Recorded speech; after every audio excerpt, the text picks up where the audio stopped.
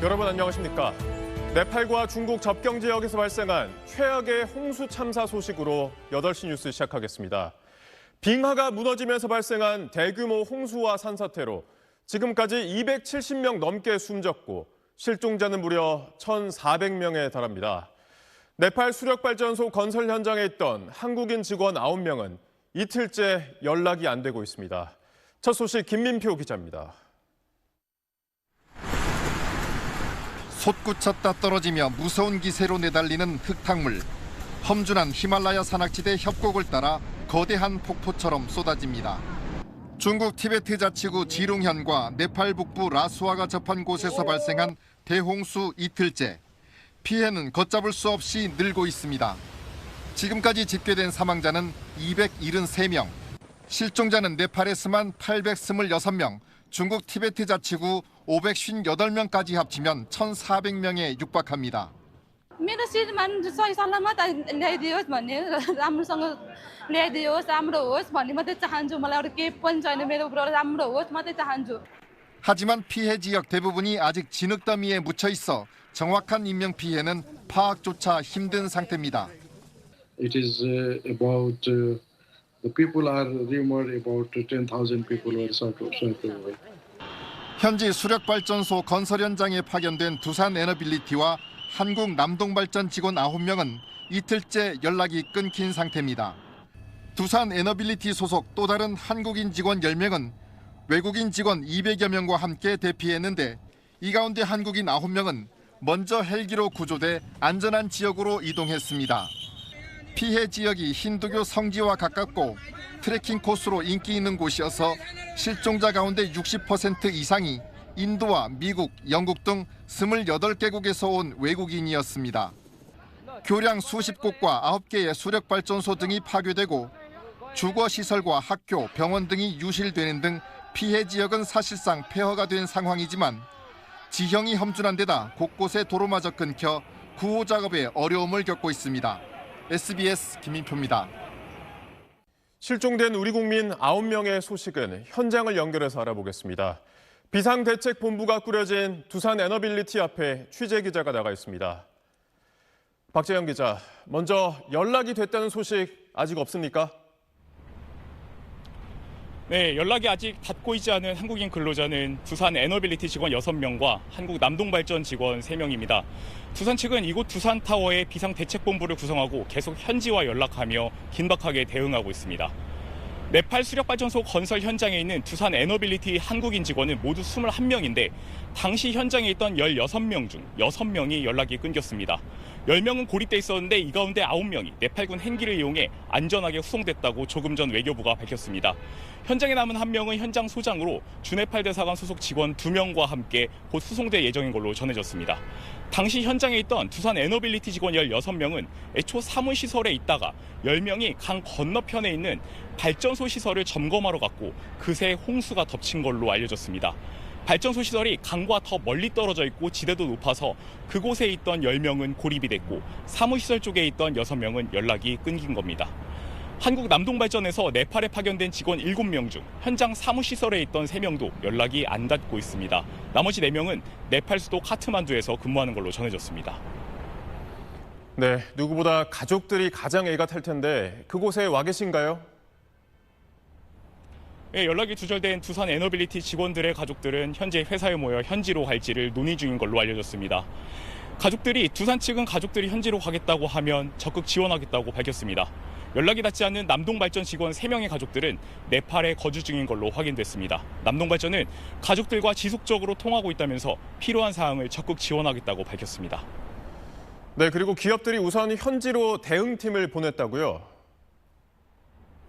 네, 두산에너빌리티는 대표이사를 포함해 8명을 네팔 현지로 급파했습니다. 남동발전도 7명 규모의 대응팀을 꾸려 네팔로 출발했습니다.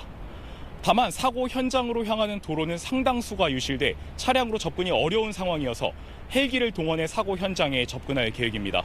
정부도 외교부와 경찰청, 소방청 소속 인원 11명으로 꾸려진 정부합동 신속 대응팀을 급파했습니다. 지금까지 두산타워 앞에서 SBS 박재현입니다. 이번 참사 현장은 우리 공기업과 민간 기업이 주도하는 네팔 최대 규모의 수력발전 사업장이었습니다.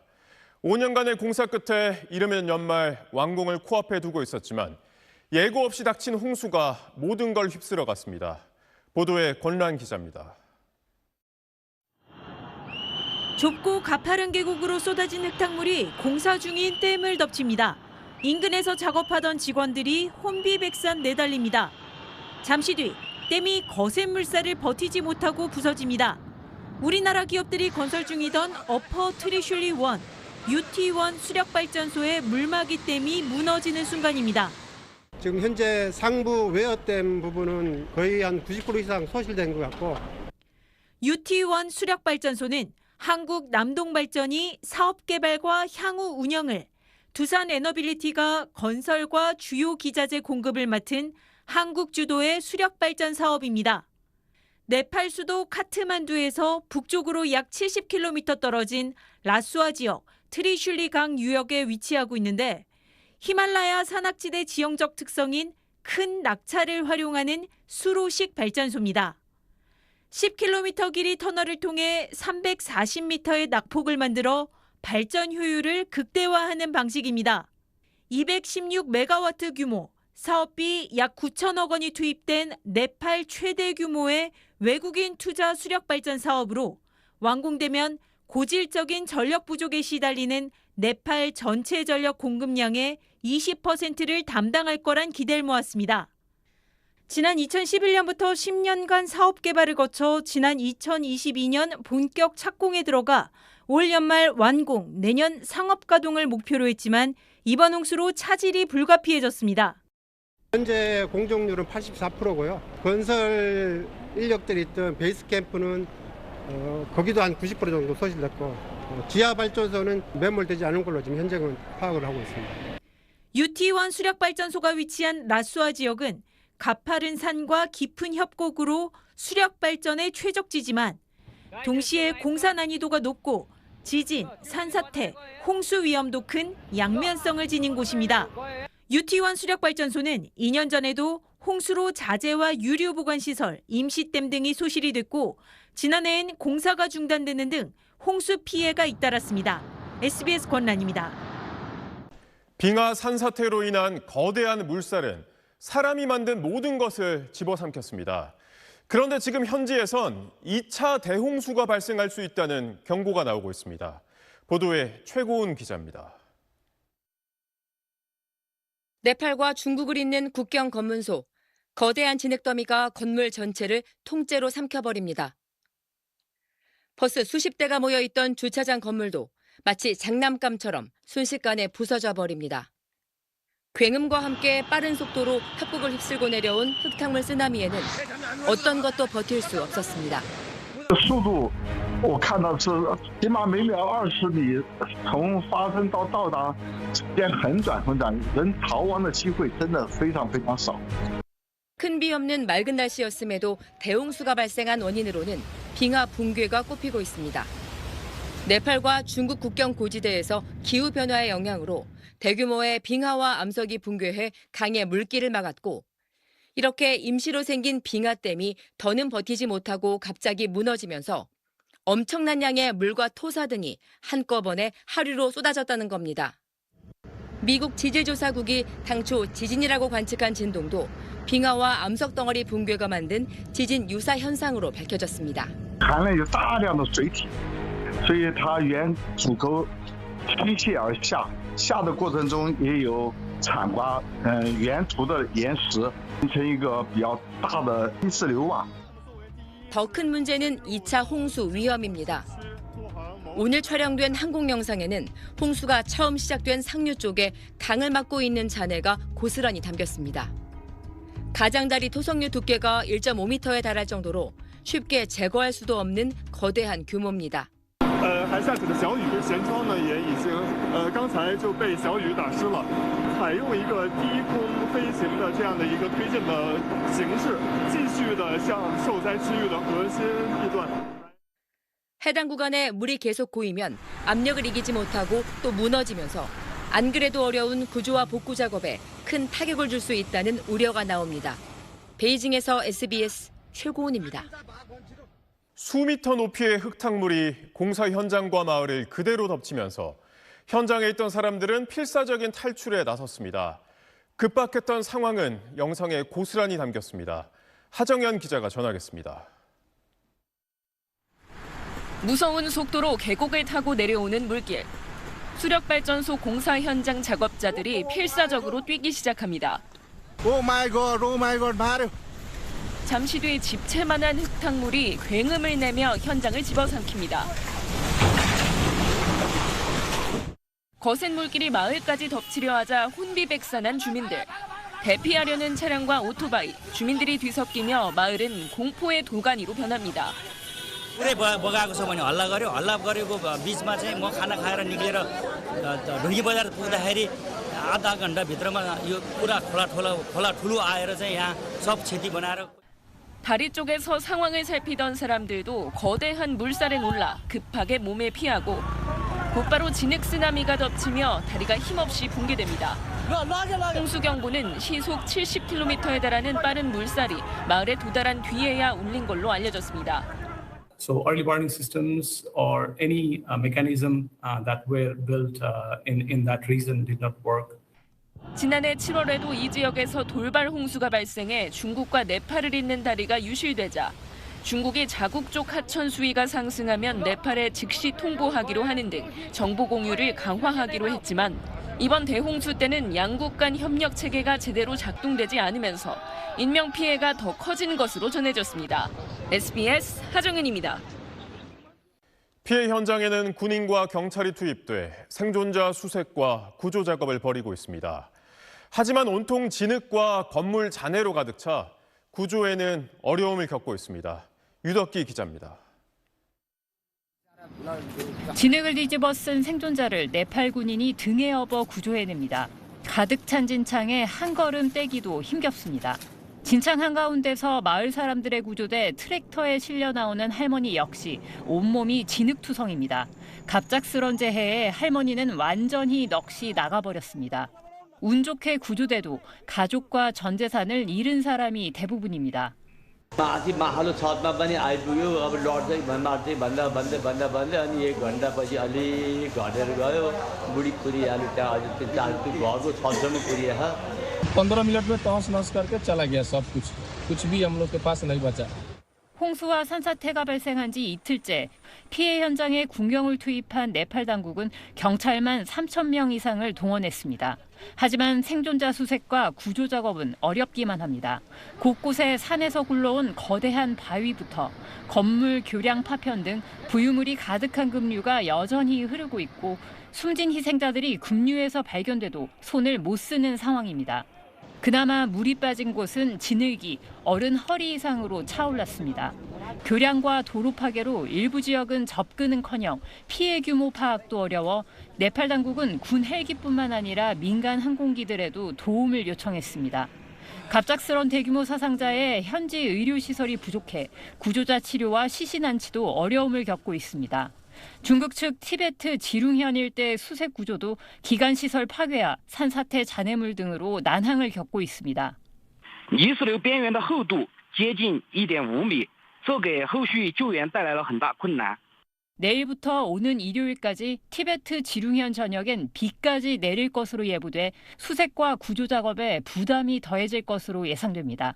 SBS 유덕기입니다. 이번 대홍수로 실종된 사람들 가운데는 특히 외국인들이 많습니다. 홍수가 덮친 지역이 힌두교 성지와 가까워 순례자들이 많이 찾는 데다 히말라야 등산객들도 동시에 몰리는 곳이었습니다. 배성재 기자가 취재했습니다. 네팔 경찰이 지금까지 집계한 실종자 820여 명 가운데 외국인은 600명가량으로 인도와 미국, 호주 등 28개국에서 온 것으로 알려졌습니다. 중국 쪽에서도 전체 실종자의 절반 가까운 260여 명이 외국인으로 파악되고 있습니다. 이 가운데 가장 피해가 큰 건 인도인들로 피해 지역에 있는 힌두교와 불교 성지 카일라스산 순례에 나섰다 적어도 133명이 실종됐습니다. 이 가운데 77명은 카일라스산 방문을 위해 중국 국경 검문소에서 대기하던 중에 변을 당한 것으로 전해졌습니다. 여러 여행사가 모집한 순례객들이 단체로 버스를 타고 함께 이동하고 있었던 겁니다. Tourist buses carrying pilgrims to Mount Kailash, which is one of Hinduism's most sacred sites, washed away by the wave of the water. 또 히말라야 트레킹에 나섰던 외국인 관광객들도 대거 실종됐습니다. 히말라야 3대 트레킹으로 한국인들에게도 잘 알려진 랑탕 트레킹의 시발점 샤프루베시가 대홍수에 휩쓸려 아예 마을이 사라져버렸는데 이때 많은 외국인 관광객들이 피해를 입은 것으로 추정됩니다. 대홍수로 길이 끊기고 연락이 두절돼 랑탕 트레킹 코스 내에도 고립된 관광객들이 있을 가능성이 제기되고 있습니다. 랑탕 트레킹 코스 중에 좀 힌두교 성지자 중에서 굉장히 유명한 곳이거든요. 그 지역에 이제 현지 분들이 좀 고립된 사람들이 좀 있습니다. 트레킹과 순례를 위해 세계 각국에서 모여든 이들의 관문이던 히말라야의 협곡지대는 순식간에 생사를 가르는 재난의 길목으로 바뀌었습니다. SBS 배성재입니다. 네팔과 중국 티베트 국경을 순식간에 덮친 이번 재난은 히말라야 산맥에서 거대한 빙하 덩어리가 떨어져 나가면서 발생했습니다. 무려 200억 리터의 물폭탄이 협곡으로 쏟아져 내렸는데 당시 물줄기 수위가 50m에 달했던 것으로 분석됩니다. 권민규 기자가 보도합니다. 이번 대홍수 사태는 네팔 북부 라수아 지역 히말라야 고산지대에서 시작됐습니다. 캐나다 캘거리 대학교 연구팀이 위성 영상을 분석한 결과에 따르면 빙하가 붕괴된 지점은 해발 고도 5,000m 지점입니다. 떨어져 나간 빙하의 너비는 약 600m로 추정됩니다.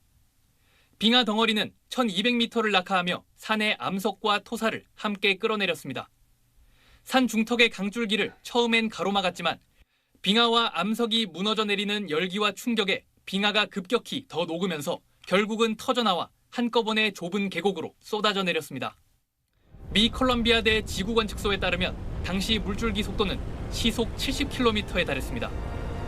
홍수 수위는 무려 50m로 추정됐습니다.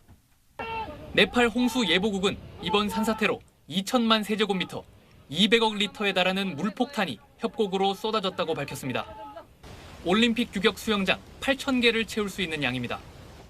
이렇게 발생한 급류는 산사태 발생 지점에서 20km 떨어진 라수아가디 국경 검문소를 집어삼켰고 협곡을 따라 60km 떨어진 마을까지 휩쓸었습니다. 게다가 돌과 흙, 물이 뒤섞인 토성류였기 때문에 높은 에너지를 가진 파괴적인 흐름이 만들어졌다는 분석이 나옵니다. V자형으로 깊게 팬 협곡 지형도 피해를 키운 원인으로 꼽힙니다. 급류가 좁은 물길에 집중되면서 유속과 수위가 더욱 높아졌고 수십 킬로미터 떨어진 곳까지 물과 토사가 들이닥쳤습니다. 이 때문에 강가를 따라 형성된 마을 여러 곳과 시장 등 지역 전체가 그대로 휩쓸렸습니다. 너비가 600m라고 하면 댐 높이가 일반적으로 200m, 300m 그 댐이 한꺼번에 무너졌다고 생각을 해보시면 됩니다. 소양강 댐 이런 게 한꺼번에 무너졌다고 치면은 어마어마하겠죠, 그 위력이. 8,900여 명의 사망자가 나온 2015년 네팔 대지진 때 역시 높은 산악지형과 협곡 때문에 에베레스트 등반객들이 눈사태로 목숨을 잃는 등 피해가 컸습니다. SBS 권민규입니다. 앞서 보셨듯이 이번 대홍수는 비가 전혀 오지 않은 상황에서 기습적으로 터졌고 그 파괴력은 폭우에 따른 홍수보다 훨씬 컸습니다. 이런 빙하 대홍수가 어떻게 발생한 건지 또 추가 위험성은 어느 정도인지 서동균 기자가 자세히 전하겠습니다. 히말라야와 같은 고산지대의 얼음은 녹는 눈보다 쌓이는 눈이 더 많을 때 형성됩니다. 그런데 최근 30년 동안 네팔의 기온이 지역에 따라 해마다 0.02도에서 0.1도씩 빠르게 올랐습니다. 당연히 빙하의 면적은 줄어들었습니다. 매년 1에서 5제곱킬로미터씩 사라졌습니다. 빙하가 붕괴되면 크게 두 갈래로 홍수가 발생할 수 있습니다.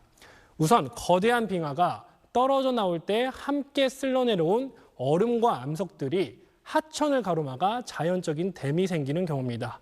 물이 차오르다 보면 이 댐이 갑자기 무너질 수 있는데 이때 홍수로 이어질 수 있는 거죠. 이번 네팔 대홍수도 이렇게 발생했다는 쪽에 무게가 실립니다. 다른 가능성도 있습니다.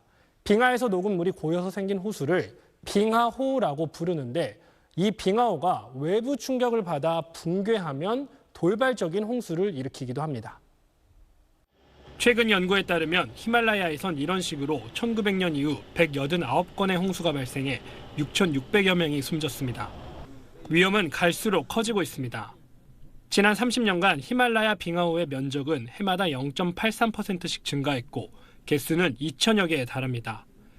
중국과 네팔 접경 지역의 빙하호 약 550개를 분석했더니 26%가 붕괴 위험이 높다는 연구 결과도 있습니다. 빙하 붕괴는 더 빠른 빙하 붕괴를 낳을 수 있습니다.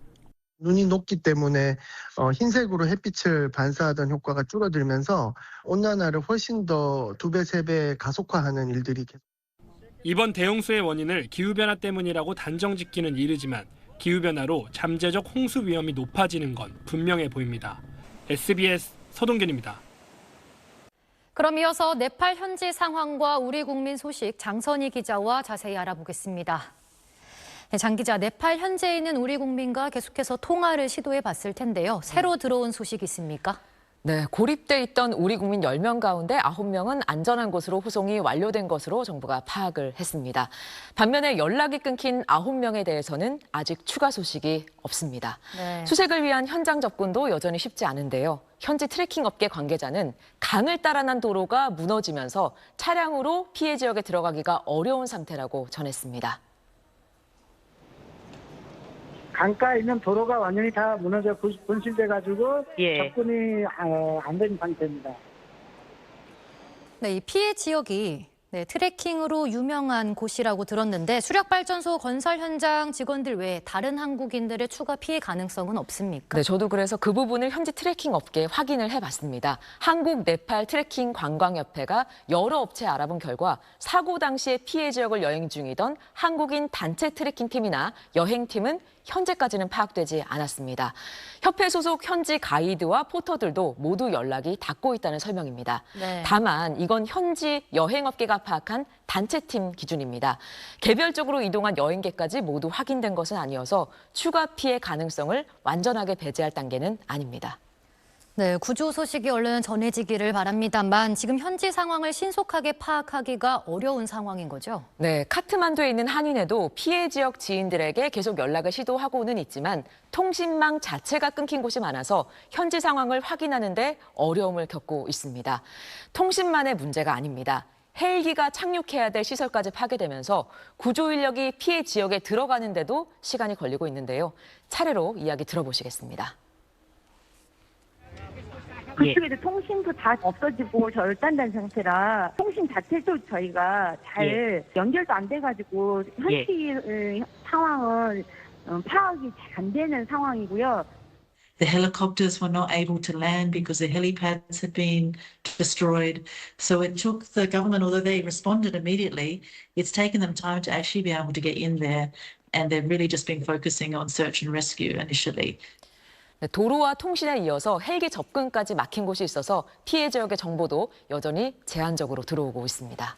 네팔 홍수 사고와 관련해 긴급회의를 주재한 이재명 대통령은 국민의 생명과 안전을 지키는 일에 과잉 대응은 없다는 각오로 가용 자원을 총동원하라고 지시했습니다.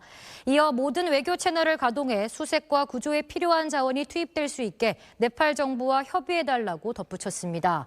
조현 외교장관은 네팔 외교장관과 전화통화에서 국제기구를 통해 100만 달러 규모의 인도적 지원을 하겠다고 약속했고 우리 국민에 대한 수색과 구조를 신속하게 지원해달라고 요청했습니다. 일본 지바현에 기록적인 폭우가 발생한 지 2주 만에 또다시 큰 비가 내렸습니다. 이번엔 중서부 지역에 2달치 가까운 비가 단 12시간 만에 쏟아졌는데요. 기온 상승이 원인으로 추정됩니다. 도쿄 문준모 특파원입니다. 강과 도로의 경계가 사라지고 흙탕물이 세차게 흘러내립니다. 쏟아진 토사에 나무들은 뿌리채 뽑혔고 출입문 손잡이까지 물이 차올랐습니다. 곳곳에 물에 잠겨 움직이지 못하는 차량도 눈에 띕니다. 일본 기상청은 오늘 오전 6시 20분 도야마현과 이시카와현 일부 지역에 최고 단계인 5단계 호우 특별경보를 내렸습니다. 오늘 아침까지 12시간 동안 최대 300mm가 넘는 폭우가 쏟아졌습니다. 비구름이 띠 모양으로 길게 늘어서는 선상 강수대가 발생해 이 지역 평균 8월 강수량의 2배 가까운 비가 한 번에 쏟아진 겁니다. 初めてです。こんなことはなかったです。線状降水帯ってすごいもんやな思った。 일본 정부는 한때 18만 명을 대상으로 긴급 안전 확보 명령을 내렸습니다. 피난소 이동마저 위험할 경우 더 높은 층으로 이동하는 등 현재 위치에서 최선의 조치를 취하라는 마지막 단계 지시입니다.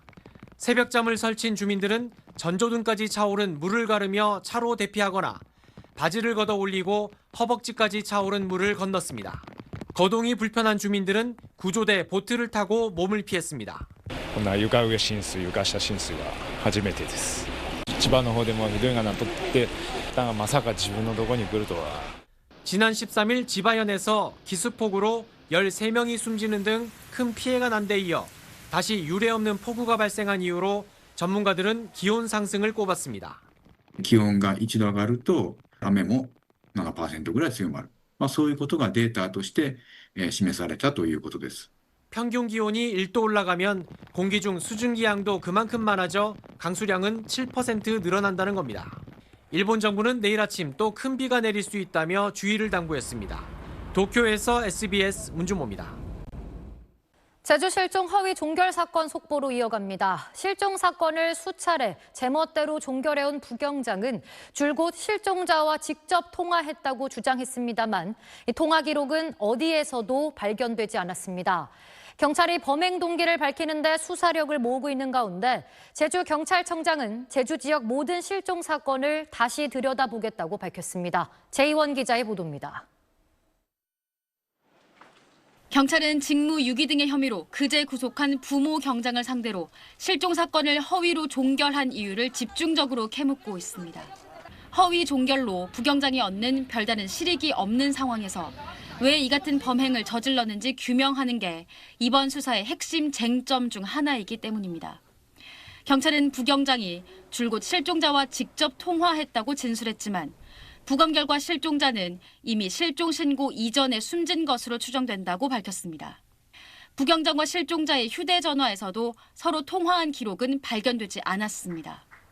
이에 대해 부경장은 어떤 통신수단으로 실종자와 통화했는지 기억나지 않는다는 취지로 혐의를 부인했는데 경찰은 모든 통수신기기를 확인했지만 부경장 주장을 뒷받침할 단서를 현재까지 찾지 못했다고 밝혔습니다.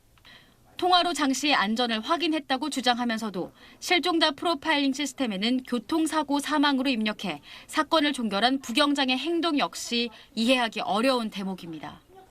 부경장은 또 장 씨에 대한 실종 재신고가 접수되자 모두 4차례에 걸쳐 장 씨 휴대전화 위치를 조회한 것으로 드러났습니다. 장 씨가 교통사고로 사망했다고 스스로 입력해 놓고도 지난달 20일 오후 5시 16분부터 다음 날 오후 2시 20분까지 위치를 확인한 겁니다. 경찰은 부경장의 범행 동기 등을 명확히 규명하기 위해 프로파일러를 투입할 계획입니다. 실종 사건 담당 경찰관에 대한 수사 시작 13일 만에 제주경찰청장은 유족과 국민에게 고개를 숙였습니다. 큰 실망과 불안을 느끼셨을 도민 여러분과 국민 여러분께 고개 숙여 깊이 사과드립니다. 고 청장은 그러면서 도내 모든 실종 사건에 대해 전면 재수사하겠다고 밝혔습니다. SBS 재현입니다. 어제 제주엔 숨진 장모 씨의 빈소가 차려졌습니다. 유족들은 실종 신고 106일 만에야 가족 품으로 돌아온 장 씨를 회상하면서 실종 신고를 허위로 종결한 경찰의 행동은 결코 용서할 수 없다고 비판했습니다. 조민기 기자가 유족을 만났습니다. 빈소 앞에 근조 화환이 들어서고 영정 사진 아래엔 국화꽃이 줄지어 놓여 있습니다. 경찰에 실종 신고를 한 지 104일 만에 주검으로 발견된 장모 씨의 빈소가 어제 제주 시내 한 병원에 마련됐습니다. 심통한 표정으로 빈소를 지키고 있는 유족들은 장 씨는 다른 사람에게 베풀기 좋아하면서도 도움은 잘 요청하지 않는 착한 심성을 가졌다고 회상했습니다. 그만큼 더 표현을 안 하려고 내색을 안 하려고 하다가 이제 저희 가족들도 모르게 이제 이런 일이 발생된 것 같아요. 장 씨의 죽음이 더 이상 회자되지 않았으면 좋겠다고 밝힌 유족들은 가족들의 실종 신고를 자체 허위 종결한 혐의를 받는 제주 서부경찰서 부모경장은 용서할 수 없다며 철저한 수사를 촉구했습니다. 왜 그랬는지가 제일 궁금해요. 대체 왜? 왜라는 말밖에 안 나온 것 같아요. 본인은 실종이랑도 관계가 없는데 이걸 왜 이렇게까지. 부경장 개인의 일탈을 넘어 수사관 한 사람에 의해 실종 사건이 암장될 수 있는 경찰 시스템에 대해서도 분노를 드러냈습니다. 실종 팀에 대해서는 정말로 제가 너무 불신하게 된 것 같아요. 그리고 중소기업이나 아니면 진짜 작은 그런 가게만도 못한 시스템이지 않나. 지난 100여일 동안 방치돼 있었던 장 씨의 주검 앞에서 유족들은 이런 일이 다시는 반복돼선 안 된다며 총체적인 대책을 마련해달라고 요청했습니다. 뭐 이중 결제를 하니 뭐 그러는데 지금 이왕 이렇게 된 거 쫙 다시 한번 보고 그냥 제대로 좀 그냥 아예 제대로 해놨으면 좋겠어요. 장 씨의 발인식은 내일 오전 엄수됩니다. SBS 조민기입니다. 실종 사건에서 경찰의 부실한 초동 대응이 도마 위에 오른 건 어제 오늘 일이 아닙니다. 문제가 불거질 때마다 대책들이 쏟아졌지만 이번에도 매뉴얼은 지켜지지 않았습니다. 김민준 기자가 보도합니다. 11년이 지나 유해로 발견된 일명 대구 개구리 소년 실종 사건. 1999년 경기 평택에서 발생한 송혜이 양 실종 사건은 경찰이 단순 가출로 판단해 초기 수색을 적극적으로 하지 않았다는 비판을 받았습니다. 2005년 법 제정을 통해 실종 아동의 경우 신속하게 초동 수사해야 한다는 의무가 경찰에 부여됐지만 2007년에도 경기 안양에서 초등생 2명이 실종됐다가 살해된 채 발견됐고 이듬해 경찰은 전국 일선서에 실종 수사팀을 별도 편성하겠다고 발표했습니다. 2017년 일명 어금니 아빠 이영학의 여중생 살인 사체 유기 사건이 터지자 경찰은 모든 실종 사건을 담당 과장에게, 범죄 연관성이 의심되면 서장에게까지 보고하도록 했습니다. 하지만 2019년 고유정의 전 남편 살해 사건 당시 경찰은 범죄보단 성인 남성의 단순 가출일 가능성이 크다고 판단했고 유족이 현장 영상을 직접 확보해 제출하고서야 수사가 본격적으로 시작됐습니다. 그 결과 2020년 경찰은 또 한 번 실종 수사 매뉴얼을 개편했고 지금까지 사용 중입니다. SBS가 입수한 매뉴얼엔 실종자를 대면한 이후 사건을 종결하고 대면을 거부할 경우 영상통화 등을 통해서라도 안전을 확인하라고 돼 있지만 이번 허위 종결 사건들의 경우 부모 경장이 모두 거짓말로 철회하는 과정에서 매뉴얼은 무용지물이었습니다. 신고 접수 12시간 안에 소재를 확인하지 못하면 담당 과장 주관으로 대책회의를 열도록 했지만 관리자들은 부경장의 허위 보고들을 인식조차 하지 못했습니다. 경찰은 이번에도 실종자 관리 시스템상 수사관의 자체 종결이나 실종자 비대면 종결을 금지하겠다는 대책을 서둘러 마련 중입니다. 실종 사건이 발생할 때마다 쏟아냈던 대책들이 제대로 지켜지지 않았던 만큼 이번엔 경찰이 내놓은 대책들마저 실효성 있는 시스템 구축으로 이어지지 않을 경우 추락한 신뢰를 회복하기는 어려워 보입니다. SBS 김민준입니다. 잇따른 실종 사망 사건 여파로 제주도 가기 무섭다는 말이 나오고 있습니다. 제주가 전국에서 범죄율이 가장 높다는 통계까지 나오면서 불안감은 더 커지고 있는데요. 정말 제주가 가장 위험한 건지 팩트체크 사실은에서 데이터를 전수 분석해봤습니다. 이경원 기자가 전합니다. 진짜 심각함을 넘어선 것 같은데 제주도 무서워서 못 가겠는데? 범죄 때문에 제주도가 무섭다는 얘기들. 과거 제주 여행을 하다가 살해 위협을 받았다는 한 가수의 6달 전 영상도 다시 주목을 받았습니다. 아저씨가 막 뛰어오는 거예요, 진짜. 이 칼을 들고 진짜 막 뛰어와요. 경찰 최근 통계인 2024년 기준 범죄 건수를 전수 분석했습니다. 모두 158만여 건입니다. 자, 제주도 10만 명당 범죄는 4천여 건으로요. 2위 부산과도 격차가 큽니다. 압도적 1위인 건 맞습니다. 220여 개 시군구 기준으로도 더 세세히 살펴봤습니다. 서울, 부산, 대구, 인천 이런 대도시 안에서도 특히 도심 지역이 최상위권입니다. 제주는 11위, 여전히 높기는 한데 도심 지역이나 관광지 공통점이 있습니다. 오가는 사람은 많은데 사는 사람이 상대적으로 적다는 겁니다. 지역 범죄율은요, 상주 인구 대비 범죄 발생 건수로 계산하는데 오가는 사람이 많다? 사람이 많이 모인다는 얘기니까 범죄도 그만큼 많을 테고요. 반면에 상주 인구가 상대적으로 적으면 여기 분모가 작아지는 거잖아요. 자연히 범죄율은 높아집니다. 제주도 상주 인구는 67만, 한 해 방문객 1,300만 명입니다. 자, 제주 범죄 유형도 보시면요. 살인, 강도, 강간 같은 강력 범죄 전국 27위, 우려보다 크지는 않았습니다. 오히려 사기 범죄가 6위로 유독 잦았고요. 기물파손, 협박, 폭행 같은 폭력성 경범죄도 제주 범죄율을 견인하고 있었습니다. 동시에 제주 중국인 범죄 문제도 오르내리고 있습니다. 지지난해 제주 외국인 피의자 가운데 중국인은 68%로 그 비중이 압도적인데 제주 국내외 전체 피의자 기준으로 계산하면 중국인은 1.5%였습니다. 전국 평균은 1.3%입니다. SBS 이경원입니다. 중국인 유학생을 살해한 혐의를 받는 30대 중국인 대학 강사가 구속됐습니다. 피해자를 살해한 뒤 시신을 전국 곳곳에 유기한 것으로 드러났습니다. 잔혹한 범행에 경찰은 사이코패스 검사를 검토하고 있습니다. TBC 박동주 기자의 보도입니다. 검은 비닐봉지를 손에 든 한 남성이 휴대전화를 보며 태연이 어디론가 향합니다. 중국인 여성 유학생을 살해한 혐의를 받고 있는 중국인 대학 강사 정모 씨입니다. 잠시 후 정 씨가 도착한 곳은 쓰레기 수거장. 경찰은 이 비닐봉지에 피해 여성의 시신 일부가 들어있었던 것으로 보고 있습니다. 정 씨의 집 앞 도로입니다. 집에서 100m밖에 떨어져 있지 않은 이곳 쓰레기 수거장에 시신 일부를 유기한 정 씨는 이곳뿐만 아니라 경주 보문단지와 경기도 등 전국의 시신을 유기한 혐의를 받고 있습니다. 일부는 발견됐습니다. 유기됐을 만한 장소를 확인되면은 저희가 이제 수색을 해야 되는 부분이고. 정 씨는 숨진 여성과 연인 관계였다고 주장하는 것으로 알려졌습니다. 하지만 피해 여성의 가족들은 중국에 남자친구가 있다고 반발하고 있습니다. 스토킹 관련 범죄일 가능성도 배제할 수 없는 상황입니다. 법원은 구속 전 피의자 신문에서 도주가 우려된다며 정 씨에 대해 구속영장을 발부했습니다. 왜 살해했습니까? 피해자와는 어떤 사이였었나요? 피해 여성의 시신 일부만이 집안에 남아 있었던 점, 시신을 유기한 뒤 곧바로 실종 신고를 한 점 등을 수상하게 여긴 경찰은 정 씨를 상대로 사이코패스 검사를 검토하고 있습니다. TBC 박동주입니다.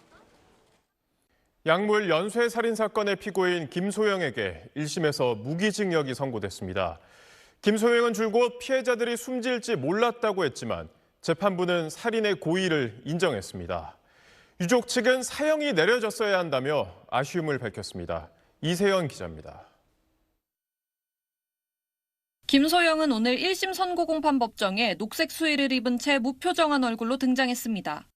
김 씨는 지난해 10월부터 6명의 남성에게 약물이 담긴 숙취해소제 등 음료를 건네 2명을 숨지게 하고 4명을 다치게 한 혐의로 5달 동안 재판을 받아왔습니다.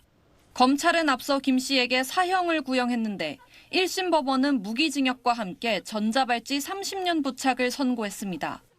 김 씨는 재판 내내 사망 위험성을 몰랐다. 상대방의 과도한 스킨십을 우려해 잠만 재우려고 했던 것이라며 혐의를 부인했지만 재판부는 받아들이지 않았습니다. 챗GPT에 수면제를 과다 복용할 경우 술과 같이 먹으면 위험한지 등을 물어봐 놓고도 검색 사실이 기억나지 않는다고 주장했는데 재판부는 피해자의 세세한 행동까지 기억하면서 챗GPT 대화 내용이 기억나지 않는다는 주장은 납득할 수 없다며 살인의 미필적 고의가 있었다고 판단했습니다. 또 피해자들이 과도한 스킨십을 시도한 정황이 없었다고 지적하며 성폭력을 방어하기 위해서였다는 김 씨 측 주장을 일축했습니다. 다만 지난해 10월 한 남성이 김 씨와 식사 도중 잠시 의식불명 상태가 됐던 사건은 직접 증거가 없다며 무죄로 판단했습니다. 유족 측은 사형이 아닌 무기징역 선고에 아쉬움을 표했습니다. 현재 존재하는 형벌을, 극형을 선언적으로나마 선고하시는 것에 대해서는 적극적으로 검토를 해주십사 하는 아쉬운 의견을 가지고 있습니다. 검찰 역시 항소 여부에 대한 검토에 들어간 가운데 유족 측은 항소 필요성을 검찰 측에 전달하겠다고 밝혔습니다. SBS 이세연입니다. 한국은행이 지난달에 이어 2달 연속 기준금리를 올렸습니다. 물가가 더 뛰기 전에 선제적으로 대응한 것이고 수도권 집값을 잡는 데도 도움이 될 거라고 설명했습니다. 다만 빚이 많은 개인과 기업의 부담은 더 커질 전망입니다. 보도에 김범주 기자입니다. 한국은행 금융통화위원회가 기준금리를 3%로 0.25%포인트 올렸습니다. 지난달에 이어서 2달 연속 인상입니다. 금통위가 기준금리를 연달아 인상한 건 3년 7개월 만입니다. 반도체가 예상보다 더 비싸게 많이 팔려나가면서 올해 경제 성장률이 원래 전망했던 2.6%를 훌쩍 넘어서 3.3%까지 오를 걸로 예측된 영향이 컸습니다.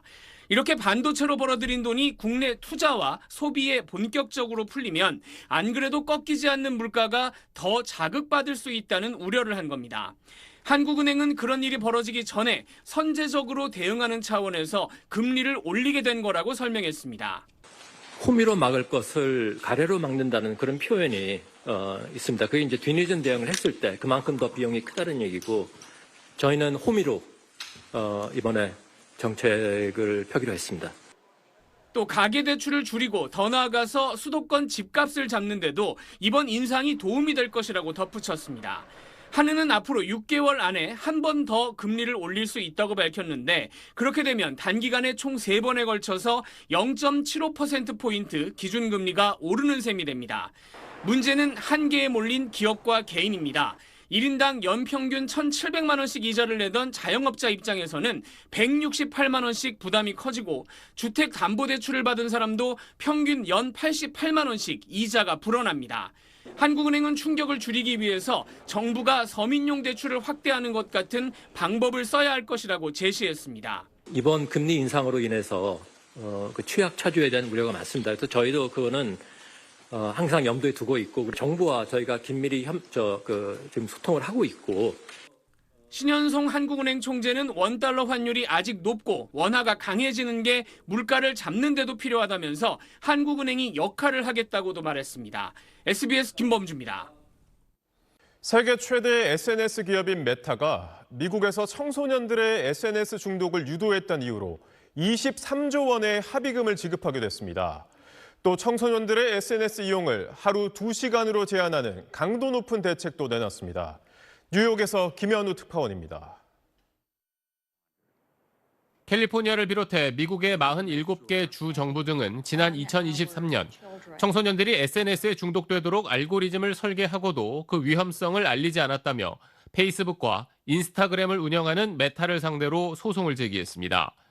현지 시간 26일 메타는 소송 3년 만에 최대 167억 달러, 우리 돈 약 23조 1천억 원을 지급하기로 합의했습니다. SNS의 영향으로 스스로 목숨을 끊기에 이르렀던 자녀의 부모들이 그동안 문제 제기에 앞장서왔습니다. I'm here because I don't want her short 16 years to be in vain.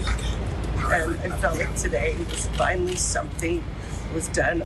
이번 합의에는 강화된 청소년 보호 조치도 포함됐습니다. 앞으로 청소년들은 페이스북과 인스타그램을 하루 2시간까지만 이용할 수 있고, 이렇게 밤 늦은 시간에는 아예 SNS 접속이 차단됩니다.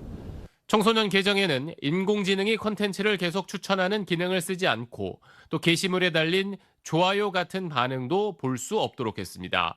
이와 함께 성형이나 화장한 것처럼 보이는 사진 필터 사용도 차단해서 정신 건강에 부정적인 영향을 미칠 수 있는 부분들을 최소화하기로 했습니다. This is a major breakthrough, a milestone moment, a watershed moment, because when it comes to protecting our children's mental health, there is no time to lose. 메타 측은 청소년 보호에 유튜브와 틱톡 같은 다른 업체도 동참할 것을 촉구했습니다. 미국에서 시행될 이번 합의안은 우리나라에 적용되고 있는 메타의 청소년 보호책보다 강력한데, 이번 합의가 다른 나라 정책에도 영향을 줄지 주목됩니다. 뉴욕에서 SBS 김현우입니다. 9월 정기국회를 앞두고 당의 단합을 위해 열린 민주당 워크숍에서 김민석 대표의 발언을 두고 정청래 전 대표가 불만을 드러냈습니다. 김 대표가 당 노선 차이와 관련해 정 전 대표와 절충하기 어렵다고 공개 발언하자 정 전 대표가 불쾌하고 폭력적이라며 정면으로 반발한 겁니다. 박재현 기자입니다. 오늘 인천에서 열린 민주당 의원 워크숍. 김민석 대표는 8.17 전당대회의 경쟁자였던 정청래 전 대표에게 감사패를 전했습니다.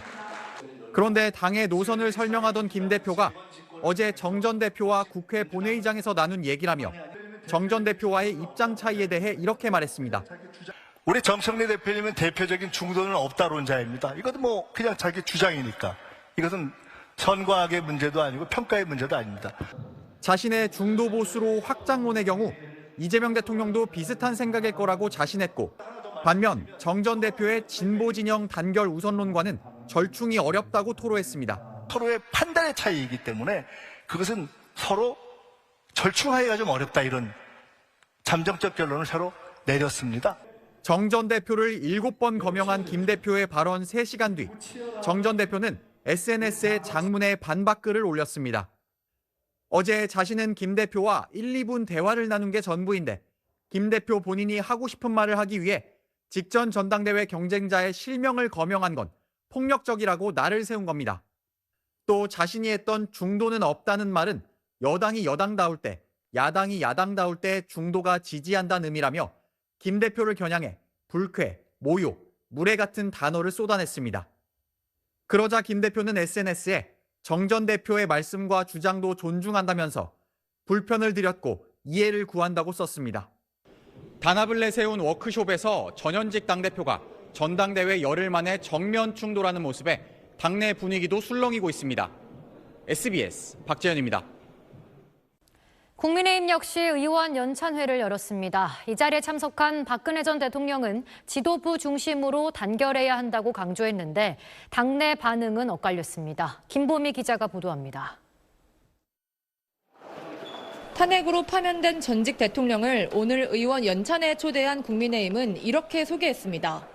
대한민국의 자유민주주의 가치를 지켜온 박근혜 전 대통령을 모시겠습니다. 박근혜 전 대통령의 연찬회 참석은 옛 새누리당의 대선 후보였던 지난 2012년 이후론 14년 만이고 전직 대통령으론 처음입니다. 호랑이의 줄무늬는 밖에 있지만 사람의 줄무늬는 안에 있다라는 말이 있습니다. 사람의 성품은 겉으로 드러나지 않는다며 정치에서 가장 중요한 건 신뢰라고 운을 뗐는데 배신을 경계하란 뜻으로도 풀이됐습니다. 밖에 적을 상대로 싸울 때 우리 내부에 분열만큼 무서운 적은 없습니다. 어려운 때일수록 지도부를 중심으로 일치 단결해서 박 전 대통령의 발언을 놓고 연찬회에 참석한 의원들 사이에선 계파별로 극명하게 엇갈린 반응이 나왔습니다.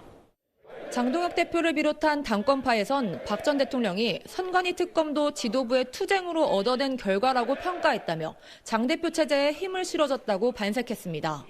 대통령께서는 지금 당 지도부와 원내 지도부가 협력해서 당을 잘 이끌고 있는 것처럼 보인다. 비당권파에선 민심은 지도부를 향하지 않고 있는데 박 전 대통령이 현실 판단을 제대로 못하고 있는 것 같다거나 장 대표의 징계 정치를 비판할 줄 알았는데 너무나 실망했다. 박 전 대통령 때문에 많은 의원들이 참석했는데 의미가 하나도 없어졌다는 반응들이 줄을 이었습니다. 민주당은 국정농단의 주범에게 보수의 길을 묻는 정당은 미래가 없다고 꼬집었습니다. SBS 김보미입니다. 시각장애인의 눈이 되어준 안내견들의 학교가 33주년을 맞았습니다. 최근 로봇 안내견도 개발되곤 있지만 일반 안내견을 대체할 수는 없다고 입을 모읍니다. 김혜민 기자입니다. 어린 시절에 담바미를 돌보던 김송희 씨. 훈련을 마치고 안내견으로 성장한 담바미가 단번에 김 씨를 알아보고 꼬리를 흔듭니다. 훌륭하게 키워주셔서 너무 감사드립니다. 우리 선생님 뵙고 진짜 안심했어요. 담바미가 말괄량인데 잘 지낼 것 같아서. 담바미는 시각장애인 이병화 씨와 한 달 정도 교육을 받고 오늘 정식 분양됐습니다. 삼성화재 안내견 학교 33주년 행사에선 담바미를 비롯해 안내견 7마리가 시각장애인 7명과 새 출발했습니다. 안내견 학교 입학 전 집에서 사회화를 가르치는 이른바 퍼피 교육 가족들과 시각장애인들은 웃음과 눈물을 함께 나눴습니다. 사춘기 자녀를 키우는 지인들에게 퍼피 워킹을 적극 추천하고 있습니다. 순식간에 화가 사라지거든요. 빨리 가려면 혼자 걷고 멀리 가려면 같이 걸어가라. 행복하려면 안내견과 걸어라. 7년에서 8년 동안 활동을 마친 은퇴견 4마리는 또 다른 봉사자와 삶의 2막을 시작했습니다. 개발 중인 로봇 안내견 에디와 일반 안내견의 만남도 이뤄졌습니다. 레인보우 로보틱스의 사족보행 로봇에 한국전자통신연구원에서 자체 개발한 시각장애인 안내 특화 AI 기술이 적용됐습니다. 속도감이라든지 끌어주는 힘이라든지 이런 측면에서는 상당히 좀 다른 부분들이 많고 장애물 판단 등이 아직 부족해 실제 상용화까지는 5년 이상 걸릴 것으로 보입니다. 또 정서적 교감이 어려운 만큼 일반 안내견을 대체한다기보다는 시각장애인들의 상황과 선호에 따라 선택지가 하나 더 생긴다는 차원으로 보는 게 맞다는 설명입니다. 안내견은 저와 함께 어떤 저의 자신감을 북돋아주는 동반자이기도 합니다. 로봇 안내견은 가라는 대로 가는 거고 어떤 저와의 어떤 감정적인 교류가 없잖아요. SBS 김혜민입니다. 지난 5월 광주에서 발생한 장윤기 사건 담당 경찰관의 증거 은폐와 경찰 지휘부의 사건 축소 시도 의혹 등을 집중 보도한 SBS 사회부 취재팀이 제431회 이달의 기자상 취재보도 일부문을 수상했습니다. 한국기자협회는 오늘 한국프레스센터에서 열린 시상식에서 SBS의 보도는 경찰 조직의 신뢰성을 흔드는 강력한 파급력을 보여줬다고 평가했습니다.